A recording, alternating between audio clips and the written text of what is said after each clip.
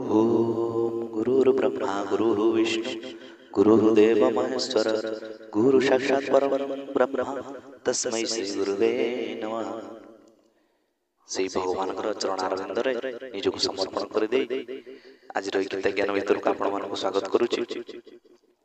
सर्वप्रथम गुरु गोविंदकर वंदना गान कराजे काहे नमो बसे गुरु करा दे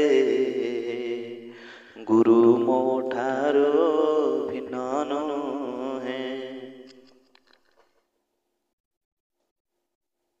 भगवान को निजर कर राधाकांत चरणारविंद निज मत समर्पण कर दे आज गीता ज्ञान भीतर आम प्रवेश करवा।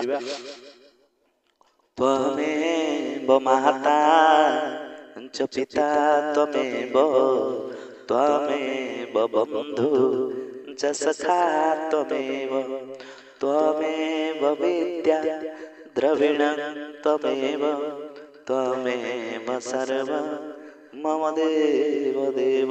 हे कृष्ण करुणा सिंधु दीनबंधु जगत्पते गोपेश गोपिका कांत राधा कांत नमोस्तुते तप्त कांचन गौरंगी राधे वृंदावनेश्वरी वृषभानुसुते देवी प्रणमामि हरिप्रिय। से राधाकांत चरणारविंद निज मत समर्पण कर दे आज आम गीतार आउ गोटे अध्याय अष्टादश अध्यायर आउ गोटे आउ किछि श्लोक को जीवा जहाँकि आम क्रम अनुसार चली आसी आम अष्टादश अध्याय पहुँचले जहाँकि गोटे मुख्य टॉपिक ऊपर मुख्य संन्यास योग। तेणु आर भितर आम जो गुण गुड़िक जानी ज्ञान कर्म कर्ता पूर्वोध्याय तेणु एगुड़िक आम आउ किछि भाव जानिबा भल भाव सर्वभूतेषु जैनिकं भावव्ययम् सर्वभूतेषु जैनिकं भाव अव्ययमीक्षते अविभक्तं विभक्तेषु तज्ज्ञानं विद्धि सात्विकम्। ज्ञान भी होछि तीन प्रकार ना कोन ना सत्व रज सात्विक ज्ञान राजस ज्ञान तामस ज्ञान। जो ज्ञान द्वारा मनुष्य विभिन्न प्रकार होइथिबा सकल प्राणी कठारे एक अविनाशी परमात्मा भाव ही विभाग रहित समभाव रहितबार देखिबारे से ज्ञान को तुम सात्विक बोली जाना। सात्विक ज्ञान कोन होछि ना जो ज्ञान भितरे आमे कोन करूचे ना परमात्मा सकल घट भितरे अछि। हे बास तुम्हारा घट घट में से आत्मा राम भितरे से समस्त घट भितरे आत्मा स्वरूप विद्यमान अछंती। एई ज्ञान को जे जानि पारे से तार ज्ञान होचंती सात्विक ज्ञान। आउ कोन ना पृथक त्वेन तुझ ज्ञान नाना भावान पृथक विधान वेति सर्वेषु भूतेषु तज् ज्ञान विद्धि राजसम्। किंतु जो ज्ञान द्वारा मनुष्य सकल भूतों ठारे परस्पर ठारू भिन्न नानादि भाव सत्ता को विभिन्न बोली देखे से ज्ञान को तुम राजस बोली जान। कौन करे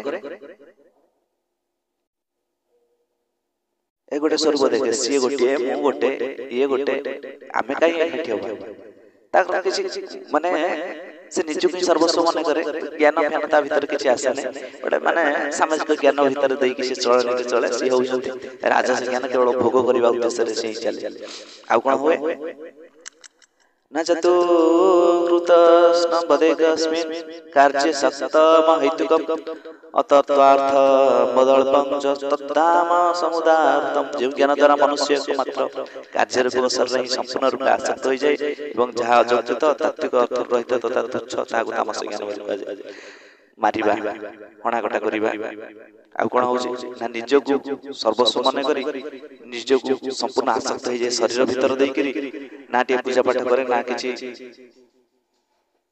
पुराण शास्त्र पढ़े ना शास्त्र मध्य कर्म करे किछि भी से करे ना निज इच्छा को से निज को निजर जो कोटे कहते ने मन तोहर निज गुरु उद्धव केते तू पचारु से कोन करे ना निज मन को ही गुरु भाबे मु तो गुरु कोन अन्य मन कहबो। ए जो अभिमान अहंकार भीतर देतल जाय ता ज्ञान होछि सब भूल कर्म करे उल्टा कर्म सब करे माने करिवा रो प्रयोजन नहे से सब करे से ज्ञान होछि ना तामस ज्ञान से अज्ञान तार अंधकार रे पथ पाए ना खोजी आ ज्ञान मसाला जलाई दे डाकिल तुमे आज।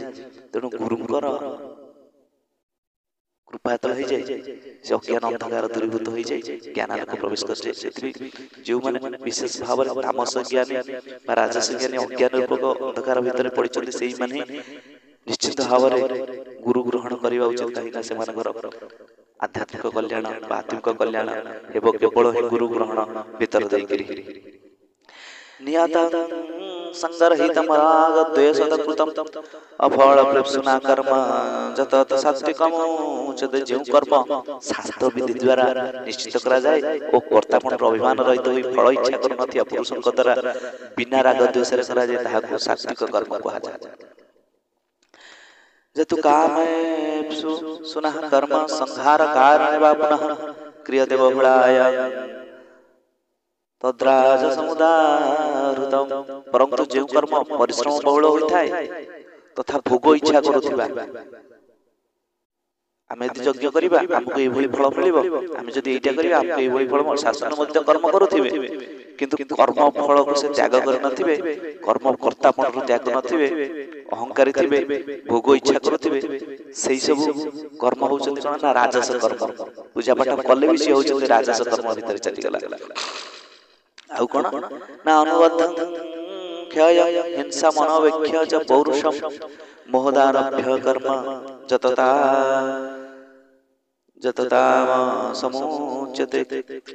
ଯେଉଁ କର୍ମ ପରିଣାମ କ୍ଷତି ହିଂସା ଓ ସାମର୍ଥ୍ୟ ବିବେଚନା ନ କରି କେବଳ ଅଜ୍ଞାନବଶତଃ ଆଚରଣ କରାଯାଏ, ତାମସ କର୍ମ। ସେ କର୍ମର ପରିଣାମ ଭୋଗନ୍ତି, ଦେଖନ୍ତି ନାହିଁ, କଣ କରନ୍ତି ନା କ୍ଷତି କରନ୍ତି, ହିଂସା କରନ୍ତି, ଆଉ ନିଜକୁ ଗର୍ବିତ ଅନୁଭବ କରନ୍ତି, ମୁଁ ଅମକ କରିଦେବି, ମୁଁ ସମକ କରିଦେବି, ଏଇସବୁ ଭାବରେ ସବୁ ଭିତରେ ଦେଇକି ରୁହନ୍ତି, ଅଜ୍ଞାନ ଭିତରେ ଦେଇକରି ସେହି କର୍ମ ହେଉଛନ୍ତି କଣ ନା ତାମସ କର୍ମ। ଜ୍ଞାନ ଥିଲା ତିନି ପ୍ରକାର, ରାଜସିକ, ସାତ୍ବିକ, ତାମସ, ପୁଣି କର୍ମ ବି ତିନି ପ୍ରକାର ହେଇଯାଉଛନ୍ତି। ଆଉ ବି ଆଗକୁ ଅଛନ୍ତି, ଆଉ ବି ତିନି ପ୍ରକାର କିଛି ବି ଥିବେ, ଆଗକୁ ଜାଣିବା। ମୁକ୍ତ ସଙ୍ଗ ଅନହଂବାଦି ଧୃତ୍ୟୁତ୍ସାହସ ସମନ୍විତ ସିଦ୍ଧ୍ୟ ସିଦ୍ଧ୍ୟ ନିର୍ବିକାର କର୍ତ୍ତା ସାତ୍ବିକ ଉଚ୍ୟତେ। ଯେଉଁ କର୍ତ୍ତା ସଂଗରହିତ ଅଟନ୍ତି, ଅହଙ୍କାର ଯୁକ୍ତ କହନ୍ତି ନାହିଁ, ଅହଙ୍କାର ଯୁକ୍ତ କଥା କହନ୍ତି ନାହିଁ, ଧୈର୍ଯ୍ୟ ଓ ଉତ୍ସାହ ଯୁକ୍ତ ଅଟନ୍ତି ତଥା କାର୍ଯ୍ୟର ସିଦ୍ଧିରେ ବା ଅସିଦ୍ଧିରେ ହର୍ଷ ଶୋକାଦି ବିକାର ମାନଙ୍କରେ ଗ୍ରସ୍ତ ହୁଅନ୍ତି ନାହିଁ, ସେ ସାତ୍ବିକ ହୋଇଯାଆନ୍ତି। ଆଜି ଅସୁବିଧା ପଡ଼ିଲା, ବିଶେଷ ଭାବରେ ସବୁବେଳେ ସଂଘ ଠାରୁ ଦୂରେଇ ରୁହନ୍ତି। କାହିଁକି? କୁସଙ୍ଗୀ ସଙ୍ଗେ କଲେ ବାସ ହୁଇ ତାର ସର୍ବନାଶ। ସାଧୁ ଯେ ମଳ ୟପବନ କାଷ୍ଠକୁ କରନ୍ତି ଚନ୍ଦନ। ତେଣୁ ସେ ସଂଘ ରହିତ ହେଇଯାଆନ୍ତି, ସାଧୁ ସଂଘ କରନ୍ତି, ସତ୍ସଙ୍ଗ କରନ୍ତି। ସତ୍ସଙ୍ଗ ମାନେ 5 ଜଣ ଭକ୍ତଙ୍କୁ ନେଇକରି ବସିକରି ଯେଉଁ କଥା ଆଲୋଚନା ହୁଏ ତାହା ହେଉଛନ୍ତି ସାଧୁ ସଂଘ। କିନ୍ତୁ ସତ୍ସଙ୍ଗ ହଉଛି ସେଇ ଯେଉଁ ସାଧୁ ମାନଙ୍କର କଥାକୁ, ଭଗବାନଙ୍କର କଥାକୁ ଯେ ଅନବରତ 24 ଘଣ୍ଟା ପାଳନ ଭିତରେ ଦେଇକରି କରେ, ସିଏ ହଉଛନ୍ତି ବାସ୍ତବିକ ଗୋଟେ ସତ୍ସଙ୍ଗୀ। ସତ୍ସଙ୍ଗୀ ନୁହେଁ ଯେ ଅରୁଆ ଖାଇ ଗେରୁଆ ପିନ୍ଧି ଗୋଟେ ଭଣ୍ଡାମିର ଦୃଶ୍ୟ ଦେଖେଇବା। ସତ୍ସଙ୍ଗୀ ହଉଛି ସେ ଯିଏ ଭଗବତ ଅର୍ଥ କର୍ମ ସବୁବେଳେ କରୁଥାଏ, ସିଏ ହଉଛନ୍ତି ବାସ୍ତବିକ ସତ୍ସଙ୍ଗୀ। ସିଏ ହଉଛି ଯିଏ ଗୁରୁଙ୍କର କଥାକୁ, ବାକ୍ୟକୁ ମାନିକିରି ଚଳେ, ସିଏ ହଉଛି ବାସ୍ତବିକ ଗୋଟେ ସତ୍ସଙ୍ଗୀ। ଯିଏ ଭଗବାନଙ୍କର ନାମ ରୂପ ଧ୍ୟାନ କରୁଥାଏ, ଭଗବତ ଅର୍ଥ କର୍ମ କରୁଥାଏ, ସିଏ ହଉଛି ବାସ୍ତବିକ ସତ୍ସଙ୍ଗୀ। ଆଉ ଅଭିନୟ କରୁଥିବା ଲୋକ ସେ ଯେ କେତେ ଭାବରେ ପତିତ ହୁଏ, ତାରି ଭିତରେ ଅଛନ୍ତି ଯେମିତି 5ଟି ଆଙ୍ଗୁଳି ସମାନ ନଥାଏ, ସେଭଳି ଭାବରେ ସତ୍ସଙ୍ଗୀ ଅଛନ୍ତି କଣ ନା ପୁରା ସାଧା ସିଧା ଭାବରେ ଆସିଥିବେ, ଭଗବାନଙ୍କର ନିତ୍ୟ ସଙ୍ଗ କରୁଥିବେ, ଭଗବାନଙ୍କର କଥାକୁ ନିତ୍ୟ ଭାବରେ ନିଜର କର୍ମ ଦେଇ ନେଇ ଯାଉଥିବେ, ସିଏ ହଉଛନ୍ତି ବାସ୍ତବିକ ଗୋଟେ ସତ୍ସଙ୍ଗୀ। ଯାହାକି ଆମେ ଆଉ ଗୋଟେ ଟପିକ କେତେବେଳେ କରିକି ଜାଣିବା ସତ୍ସଙ୍ଗୀ କଣ।